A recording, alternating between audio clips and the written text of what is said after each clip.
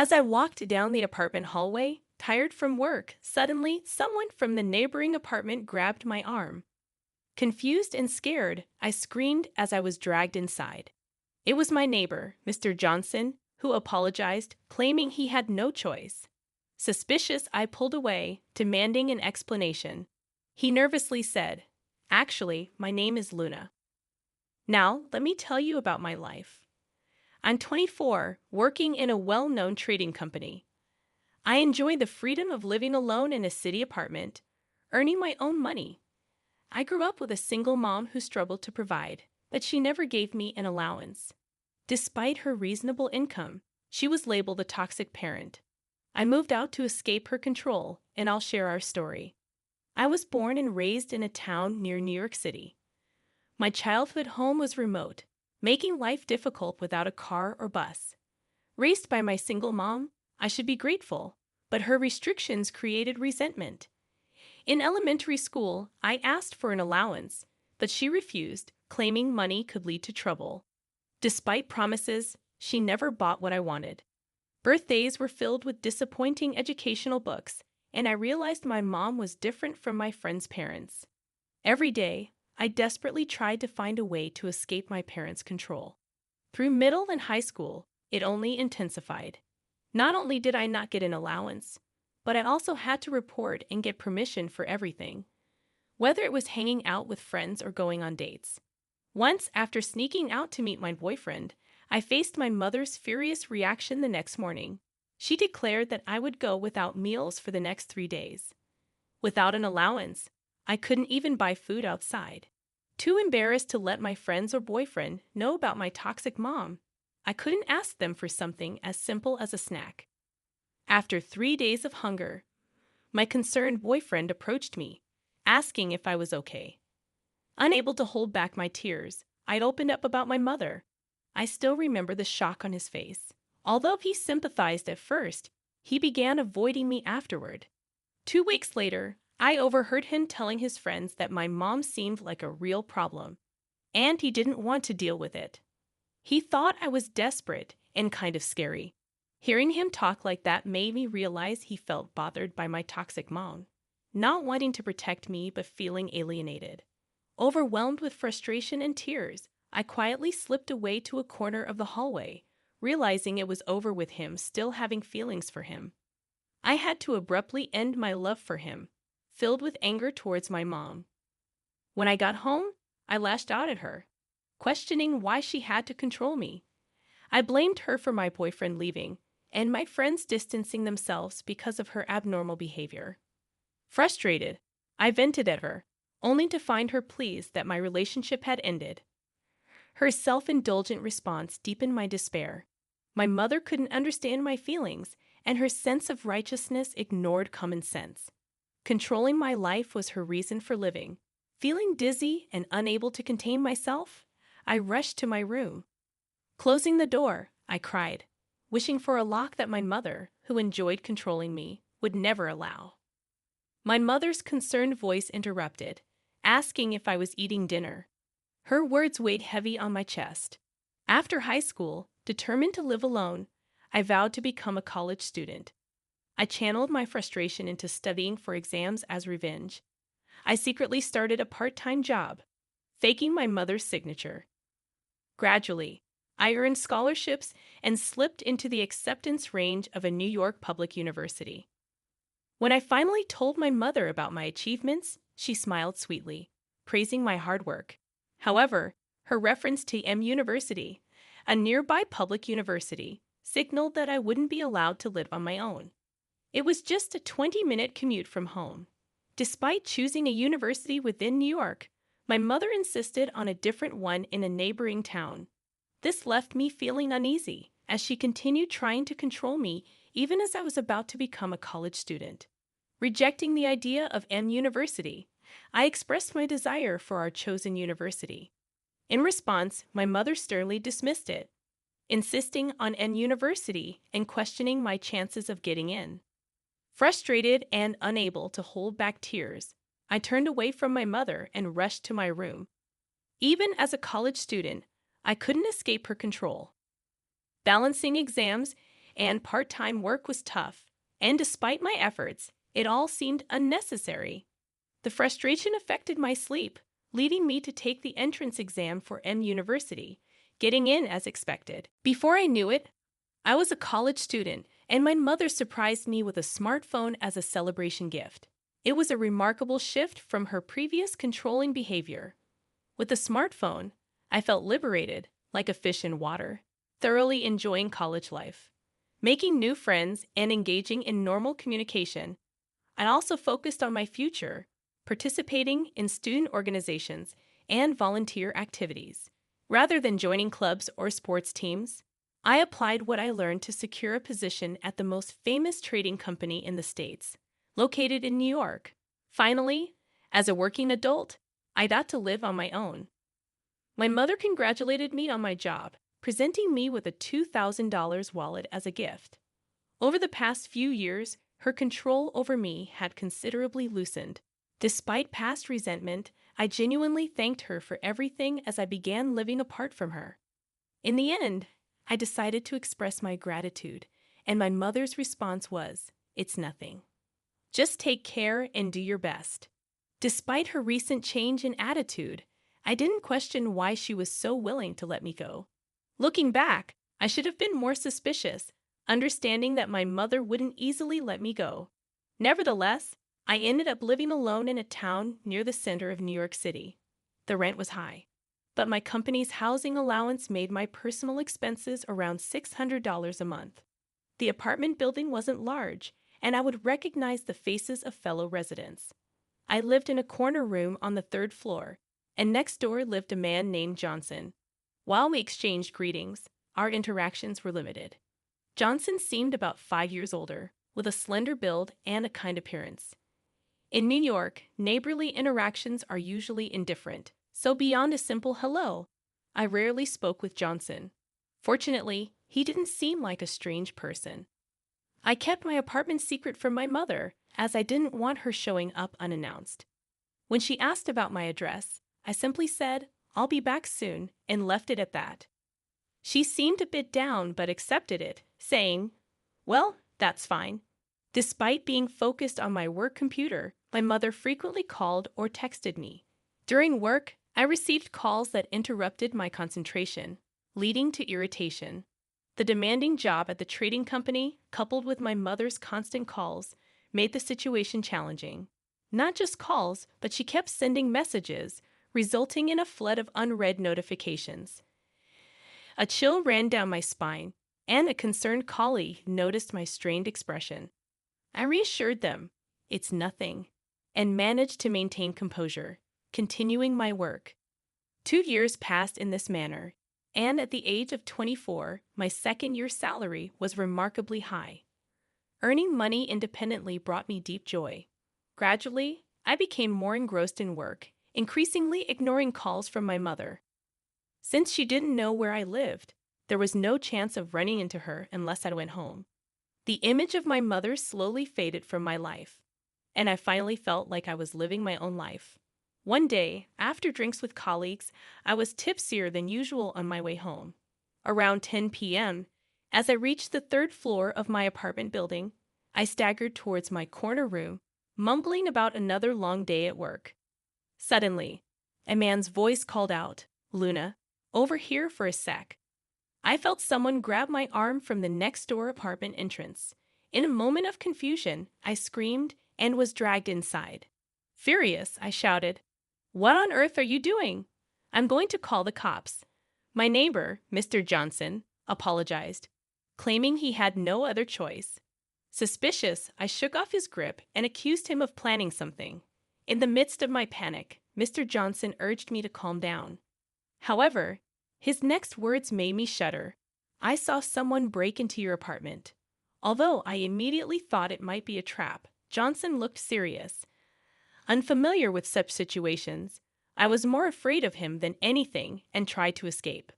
Startled by his intense tone, I hesitated, and he urgently pleaded for me to wait, emphasizing the danger outside.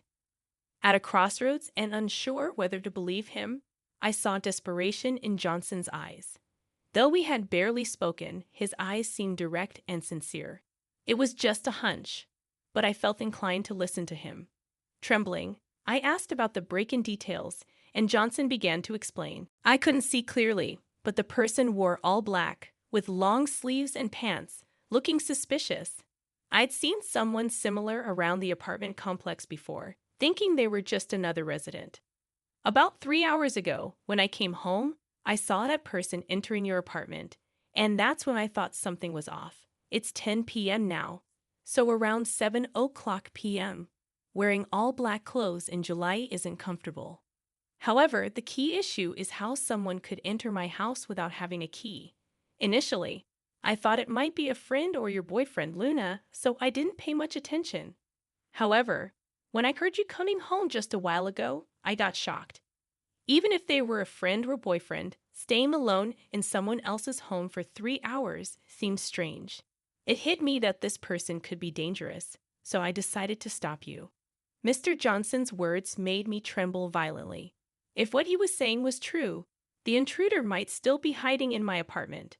I haven't given my keys to anyone, don't have a boyfriend, and haven't made plans with any friends, ever since a harsh experience with a boyfriend in high school. I've avoided dating men, so I currently don't have a romantic partner or close friends nearby. Who could be breaking into my home? Luna, please calm down and listen. Have you been stalked by anyone recently? Johnson asked, trying to soothe my agitation. Stalked? No, nothing like that. I had no recollection of such a thing, but it was possible someone was stalking me without my knowledge. Maybe you just haven't noticed, but the perpetrator could have been acting this way for a while. Is there anyone, perhaps a romantic partner, with whom you had a falling out or argument? When Mr. Johnson asked me that, I thought about the men around me. Since a high school incident, I've been afraid to get involved with men, and I hadn't had any such relationships with my work colleagues. No, there's no one. I've been avoiding such things all this time. I couldn't think of anyone who might be the intruder. It seemed the only option left was to contact the police, but having never called 911 in my life, I hesitated to make the report. After all, the claim of an intruder in my house was solely based on Johnson's word. Should I really trust what this man is saying? I stared at my phone's call button, unable to press it, and impatiently, Johnson said he'd call the police. Just then, the doorbell rang, startling me, and I accidentally dropped my phone. Wondering who it could be at this time, I peeked through the peephole of Johnson's apartment door. Seeing the person in black clothes outside left me speechless. Mr. Johnson's voice was trembling too. He must be scared as well. Trying to steady my shaking body, I answered, "It's my mother." To Mr. Johnson, my response might have seemed anticlimactic. However, the fact that my mother was standing in front of Johnson's door next to my apartment brought an unbelievable amount of fear. What's going on?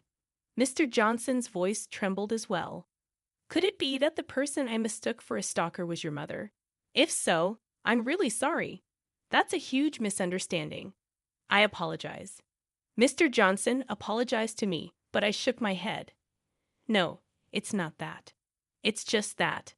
I hesitated to tell Johnson that my mother was toxic and that I hadn't even given her the address of this apartment. Before I could, my mother banged on the door, saying, "Hello, excuse me. I think my daughter is in there. Could she come out, please?" My mother's loud voice echoed in the hallway, making me jump. How did she know where I live? And how did she know I was here? I flung open the door, and my mother said, "Oh, Luna, finally found you. I've been trying to contact you, but you've been ignoring me. I just wanted to see you so badly. I came here. Aren't you coming home yet?" Seeing my mother standing there as if it were the most natural thing made me feel nauseous. "Mom, how did you know where I live? And how did you know I was here?" I had so many questions, dressed all in black, just like Johnson described, like a stalker. And how did she know where my house and whereabouts were? Why was she sneaking around behind my back? Well, that's easy. I put GPS trackers in that smartphone and wallet. I was shocked by my mother's revelation. The smartphone and wallet were gifts for my mother for special occasions. I had been using the same smartphone for about 6 years, which means I've been monitored by my mother all this time. A chill ran down my spine, and I swallowed hard. At first, it was just a smartphone, but you sometimes leave it at home, right? So I thought if I put GPS trackers in both the phone and the wallet, you'd always have one with you. You're my precious daughter, Luna. I've always been worried about you, thinking what if something dangerous happened? Watching my mother speak so nonchalantly, I completely lost my composure. I thought that becoming a working adult meant I have finally gained true freedom, earning my own money, doing what I wanted when I wanted. I thought I could enjoy such basic freedoms that everyone else takes for granted. But it turned out I was just dancing in the palm of my mother's hand all along. If this continues, my life will forever be controlled by my mother. I can't stand that. I was done having my life thrown into disarray by my mother. Mom. I called out to her in a very calm voice. My mother responded in her usual clueless tone. Yes, what is it? I'm never going back home again, Mom. Whenever I'm with you, I feel like I'm always being restrained. It's always been like that, hasn't it? You call me your precious daughter, your beloved daughter, but you've stifled everything I wanted to do. You neatly clipped my wings every time I tried to spread them, using worry as a plausible excuse. Each time, it hurt me deeply and caused me great pain. I am not your possession, Mom. I have my own will as a person, and I don't want it to be tainted by anyone else. So, Mom, let's cut ties. Please don't ever contact me again or come to see me. In a final outburst, I shouted all my feelings at her. My mother, hearing my declaration of cutting ties for the first time, visibly paled. She must have been shocked to be defied like this, always assuming I would comply with her cutting ties. What? Why, I'm your mother, Luna. Look, I didn't come today to restrain you. That's right. I just thought of borrowing some money from you. That's all I came for. My mother, now in disarray, suddenly claimed she wanted to borrow money, which made no sense. Money? What are you talking about, Mom? Are you in debt? Were you planning to steal money from your daughter, who earns a lot? You never intended to borrow, did you? You sneaked into my apartment to steal money, right? Everything clicked about why she had been in my apartment for 3 hours. If she really wanted to see me, she would have called or texted. But there was no contact from her today. She must have planned to steal from me and then see me afterward. But I don't keep cash at home. My bank books are hidden where they can't be easily found. Frustrated that she couldn't fulfill her intention to steal, she just wanted to satisfy her desire to see me and came next door. Thinking this, I felt disgusted, even considering her as my mother. No, I just wanted to borrow a little. My mother, used to such confrontations, began to panic. I couldn't trust a single word she said anymore. Gathering all my strength, I yelled at her again, enough. A person who tries to steal from her own daughter is not a mother. Never show your face to me again. I'm canceling my phone. Goodbye. Ignoring my mother's wide-eyed expression, I forcefully shut Johnson's door. For a while, she kept shouting, Luna, I'm sorry. Please open the door. It seemed the neighbors found the commotion suspicious and called the police. I heard the sirens of a patrol car and my mother arguing with the police in the hallway. The police managed to take her out of the building. Exhausted, I slumped to the ground. Are you okay?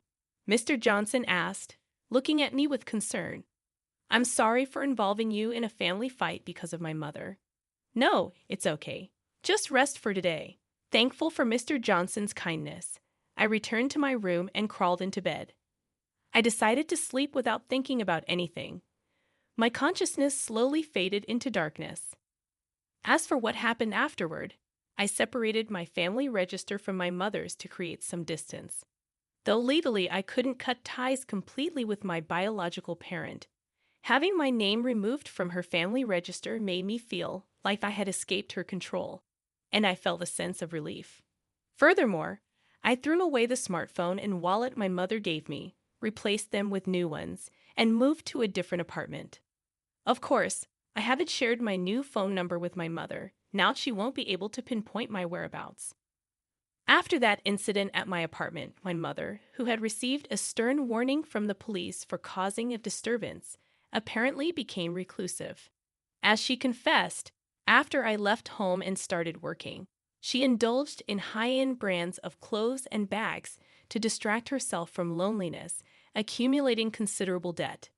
Eventually, she ran out of living expenses and resorted to borrowing from high-end lenders. She is now troubled daily by debt collectors.